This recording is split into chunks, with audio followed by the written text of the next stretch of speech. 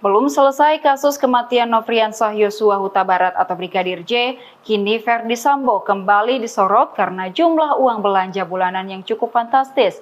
Padahal jika dibandingkan dengan gajinya sangat jomplang. Diketahui uang belanja bulanan yang disetor Sambo untuk orang rumahnya sebesar 600 juta rupiah per bulan. Jika dianalogikan, uang bulanan tersebut cukup untuk membeli 3 unit rumah tipe 36 di Makassar. Besarnya uang belanja tersebut tidak sebanding dengan gajinya sekitar 35 juta rupiah. Isu uang belanja selangit itu terungkap dari persidangan lanjutan kasus pembunuhan Brigadir J. Terungkap seperti apa kebiasaan keluarga Verdi Sambo menghabiskan uang. Ada uang sebesar 200 juta rupiah ditransfer Verdi Sambo ke rekening Yosua setelah ajudannya itu tewas ditembak. Pengakuan pihak Sambo, uang tersebut merupakan uang belanja untuk kebutuhan di rumahnya.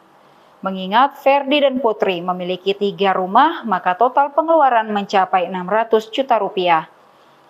Demikian Tribun Hot News hari ini, saksikan berita lainnya hanya di kanal YouTube dan Facebook Tribun Timur. Terima kasih sudah nonton, jangan lupa like, subscribe, dan share ya!